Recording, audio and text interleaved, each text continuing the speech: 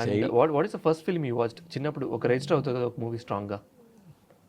అంటే చిన్నప్పటి నుంచి పలానా మూవీ అని ఐ డోంట్ థింక్ అంటే అంటే వాట్ ఐ రిమెంబర్ ఈస్ నేను నా చైల్డ్హుడ్లో ఉండేటప్పుడు ఇన్ దోస్ డేస్ ఈవెన్ మాకు టీవీ లేదు. అప్పుడు ఎక్కడో like hardly couple of people అంటే లైక్ అప్పట్లో టీవీ అంటే it's like status symbol, rich people thing ఉండేది అప్పట్లో. సో ఐ రిమెంబర్ అప్పుడు ఏదో ఇంగ్లీష్ మూవీ ఏదో సమ్ హార్సెస్ మీద, I don't remember the name. First actually అంటే అంటే అంత గుర్తుండే అలాంటి సినిమా గుర్తుండే అదనమాట యాక్చువల్లీ.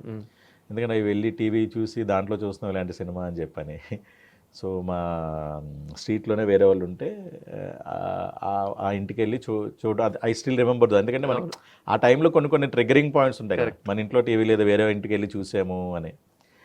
అలాగా ఇంకా అపార్ట్ ఫ్రమ్ దట్ రెగ్యులర్గా ఇప్పుడు చిరంజీవి గారి మూవీస్ అయితే ఇంకా అసలు మామూలుగా ఇది కాదు. నాకు అన్నిటికీ ఫార్చునేట్ థింగ్ ఏంటంటే ఏదైతే మనం ఏమంటారు థియేటర్లో టికెట్ల కోసం లైన్లో నుంచి వెళ్ళాము, అదే థియేటర్కి వెళ్ళి నేను ఏంటంటే భరత్ని నేను 100 Days ఫంక్షన్కి వెళ్ళి నేను గెస్ట్గా వెళ్ళి ఉండడం. సో ఆ kind of memory sharing.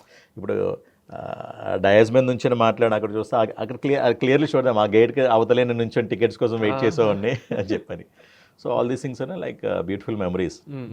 So అలాగా మోర్ ఆఫ్ ఇదండి. అంటే లైక్ ఇంకోటి ఏంటంటే కొన్ని మనకి అప్పట్లో చిన్న అంటే లైక్ ఓవర్ థింగ్ ఎక్కువ తెలివితేటలు అంటారు, అది తెలివితేటలని. అలాగే ఎవరో పేర్లు చెప్పి వెళ్ళి టికెట్లు తీసుకోవడం. అంటే దొరకకపోతే ఏం చేస్తాం, ఆ రోజు చూడాలి షో, మనకేమో దొరకవు, బ్లాక్ ఇవన్నీ అయితే మనం అంత డబ్బులు పెట్టి కొనుక్కోలేము. సో ఎవరో పేర్లు చెప్పి వెళ్ళి తీసుకోవడం, ఆ కైండ్ ఆఫ్ యాక్టివిటీ అంతా ఉండేదన్నమాట అది.